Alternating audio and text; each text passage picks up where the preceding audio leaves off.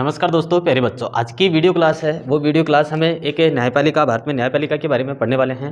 न्यायपालिका में सर्वोच्च न्यायालय के बारे में आर्टिकल जो 124 दे रखा है संविधान में, उस संविधान के अनुसार आर्टिकल 124 के बारे में हम पढ़ने जा रहे हैं।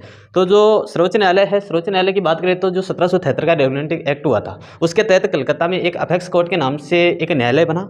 और उस न्यायालय में जो प्रथम मुख्य न्यायाधीश की बात करें कि उस समय प्रथम मुख्य न्यायाधीश बनाया गया था सर एलिजा इम्प्रे को, और इसके साथ साथ 3 अन्य न्यायाधीश भी बनाए गए। और 1935 का भारत शासन अधिनियम हुआ, उसके तहत इस अपेक्स कोर्ट में जो न्यायालय बना था, उस न्यायालय का नाम क्या कर दिया गया? संघीय न्यायालय कर दिया गया। संघीय न्यायालय का मतलब होता है, इंग्लिश में बात करें तो फेडरल कोर्ट के नाम से इसको जाना जाता है, यानी कि संघीय न्यायालय का नाम बदलकर क्या कर दिया गया? फेडरल कोर्ट कर दिया गया। इसका मुख्य न्यायाधीश जो बनाया गया था वो सर मॉरिस वायर को बनाया गया था। चलिए हमें वीडियो को आगे स्टार्ट करें कि सर्वोच्च न्यायालय के बारे में हम अध्ययन करते जाएंगे। तो सर्वोच्च न्यायालय की जो सर्वोच्च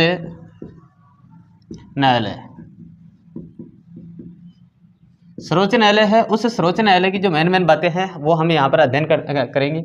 चलिए नियुक्ति की बात करें। नियुक्ति सर्वोच्च न्यायालय के जो मुख्य न्यायाधीश होते हैं उनकी नियुक्ति कौन करता है? तो राष्ट्रीय न्यायिक नियुक्ति आयोग, राष्ट्रीय न्यायिक नियुक्ति आयोग क्या करेगा? सर्वोच्च न्यायालय के जो भी मुख्य न्यायाधीश है उनके, और सर्वोच्च न्यायालय की स्थापना का काम कौन करेगा? नियुक्ति कौन करेगा? राष्ट्रीय न्यायिक नियुक्ति आयोग के तहत की जाएगी। शपथ की बात करें, शपथ की बात करें तो शपथ कौन दिलाता है? राष्ट्रपति। जो भी मुख्य न्यायाधीश होगा वो किसके समक्ष शपथ लेगा? राष्ट्रपति के समक्ष लेगा। और त्यागपत्र की भी बात करें, त्यागपत्र की बात करें तो त्यागपत्र भी किसको देगा? राष्ट्रपति को। सर्वोच्च न्यायालय का मुख्य न्यायाधीश किसको अपना त्यागपत्र देता है? राष्ट्रपति को देगा। और जो सेवानिवृत्ति या न्यूनतम उम्र की बात करें, न्यूनतम उम्र की बात करें तो न्यूनतम उम्र इसकी कोई नहीं होती, यानी कि न्यूनतम उम्र का कोई प्रावधान नहीं है संविधान में कि इनकी न्यूनतम उम्र इतनी होनी चाहिए, तो प्रावधान नहीं है।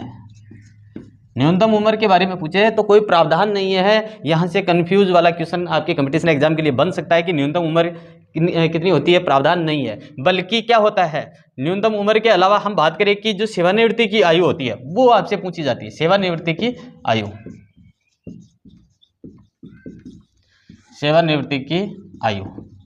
तो कितनी होती है? आयु होती है 65 वर्ष। कितनी होती है? 65 वर्ष। दोस्तों ध्यान में रखना कि 65 वर्ष किसकी होती है? सेवानिवृत्ति की आयु होती है। न्यूनतम उम्र का कोई प्रावधान यहाँ पर नहीं है। वेतन की बात करें, वेतन में मुख्य न्यायाधीश की बात करें कि मुख्य न्यायाधीश का वेतन कितना होता है, तो मुख्य न्यायाधीश का वेतन होता है,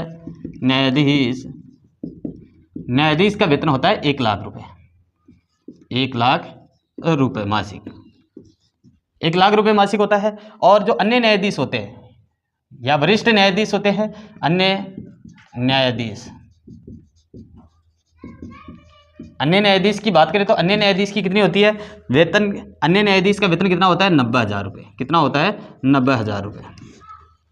वेतन मुख्य न्यायाधीश की बात है तो 1 लाख रुपये। अन्य जो भी न्यायाधीश रहेंगे, यानी कि जैसे 6 न्यायाधीश रहेंगे तो 6 न्यायाधीश में मुख्य न्यायाधीश समेत कितने न्यायाधीश? 6 न्यायाधीश। तो ये जो मुख्य न्यायाधीश होगा उसकी तो कितनी होगी? 1 लाख रुपये। और जबकि अन्य न्यायाधीश जो वरिष्ठ न्यायाधीश होते हैं वो कितने होते हैं? 90,000 रुपये इनका वेतन होता है। आगे बात करें जो प्रथम मुख्य न्यायाधीश है, प्रथम मुख्य न्यायाधीश कौन थे? हीरालाल जे कानिया।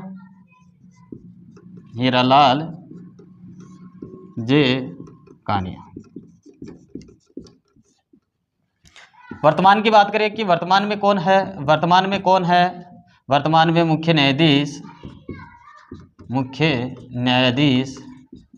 जो 49वें नंबर के बने थे, यानी कि एनवी रमना कितने नंबर के थे? 48वें नंबर की। उनका स्थान लिया एनवी रमना। ये कितने नंबर के थे? 48वें नंबर के थे। और इसका स्थान लिया और स्थान किसने लिया? उदय उमेश ललित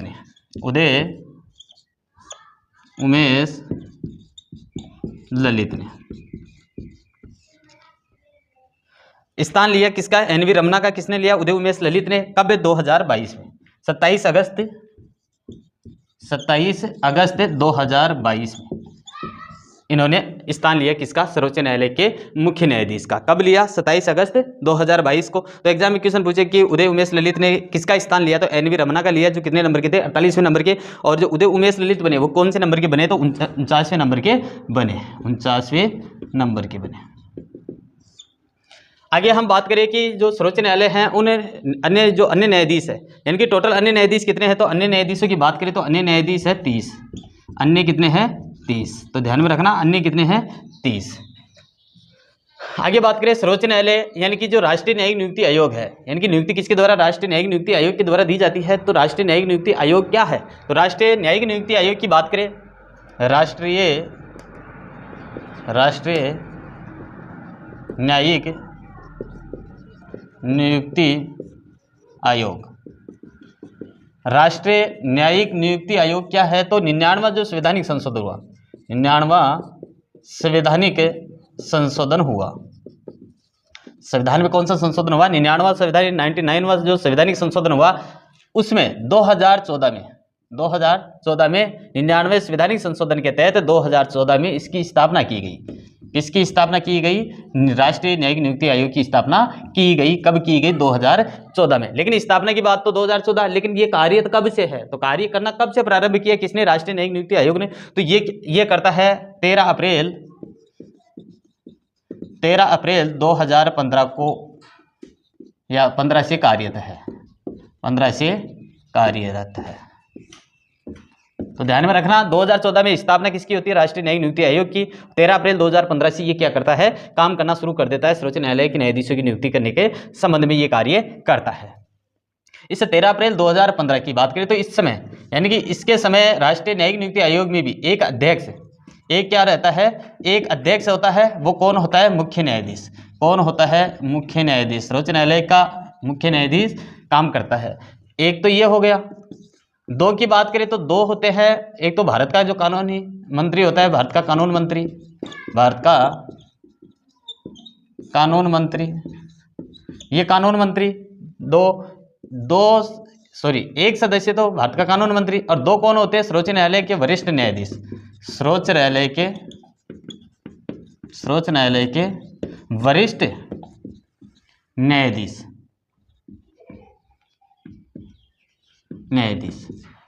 सर्वोच्च न्यायालय के वरिष्ठ न्यायाधीश कितने होते हैं? दो। एक होता है भारत का कानून मंत्री और दो सदस्य होते हैं गणमान्य व्यक्ति। कौन होते हैं?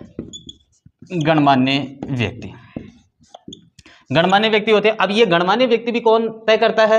यानी कि 3 सदस्यों की एक कमेटी बनती है, और 3 सदस्यों की कमेटी बनकर किनकी नियुक्ति की जाती है? गणमान्य व्यक्तियों की नियुक्ति की जाती है। यानी कि 3 सदस्यों की एक कमेटी तय की जाती है, कमेटी बैठाई जाती है, और उसी कमेटी के माध्यम से एक प्रस्ताव लिया जाता है और उसमें 2 गणमान्य व्यक्ति चुने जाते हैं। यानी कि 3 सदस्य कौन कौन से होते हैं? 3 कमेटी, यानी 3 सदस्यों के माध्यम से कमेटी बनकर क्या किसका निर्माण करती है? गणमान्य व्यक्तियों का। तो ये 3 सदस्य कौन होता है? एक तो पीएम होता है, एक तो कौन होता है? प्रधानमंत्री होता है, और दूसरे की बात करें तो मुख्य न्यायाधीश होता है। मुख्य न्यायाधीश होता है। एक होता है लोकसभा का जो विपक्ष का नेता होता है, यानी विपक्ष के जो भी होते हैं उनके द्वारा लोकसभा विपक्ष का जो नेता होता है वो तीनों मिलकर, पीएम, मुख्य न्यायाधीश, लोकसभा विपक्ष के नेता, ये तीनों मिलकर किसका निर्माण करते हैं? एक कमेटी बैठाते हैं, और कमेटी बैठाकर तीनों व्यक्ति बैठाकर क्या करते हैं? गणमान्य व्यक्ति की नियुक्ति कर देते हैं। तो 2 और 2 4 और 1 5 तो ये हो गए, और एक अध्यक्ष हो गया। टोटल कितने सदस्य रहते हैं? 6 सदस्य इसमें भाग लेते हैं। किसमें? न्यायिक नियुक्ति आयोग में। राष्ट्रीय जो न्यायिक नियुक्ति आयोग है उसमें ये क्या करते हैं? भाग लेते हैं। तो इस तरह 6 सदस्य मिलकर राष्ट्रीय न्यायिक नियुक्ति आयोग के माध्यम से निर्माण होता है, और राष्ट्रीय न्यायिक नियुक्ति आयोग क्या करता है? मुख्य न्यायाधीश की नियुक्ति करता है। अब वह बात करें कि ये सर्वप्रथम जो कोर्ट आया था वो कब आया था? 1773 का जो रेगुलेटिंग एक्ट था, 1773 का 1773 का रेगुलेटिंग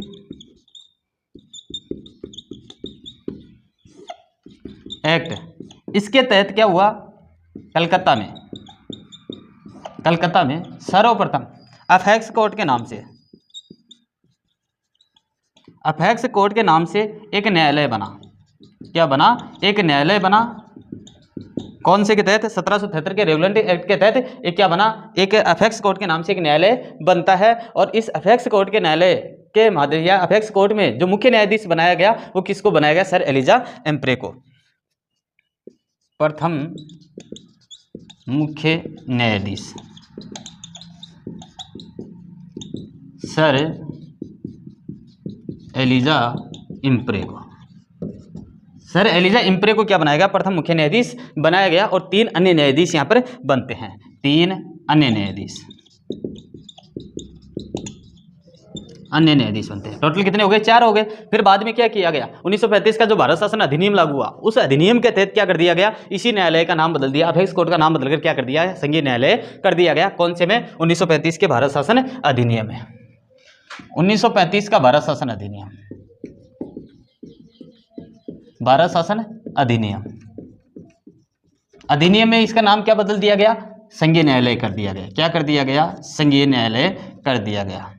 और संघीय न्यायालय को क्या कहते हैं? Federal court. संघीय न्यायालय को इंग्लिश में क्या कहते हैं? Federal court. कोर्ट के नाम से जाना जाता है।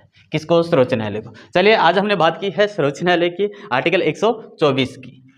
आर्टिकल 124 124 आर्टिकल जो दे रखा था, सर्वोच्च न्यायालय के बारे में वर्णन किया गया है, उसका हमने यहाँ पर अध्ययन किया और आप स्क्रीनशॉट ले लीजिएगा जिससे आपको नोट्स कॉपी में उतारने में आसानी रहे। जय हिंद, जय भारत।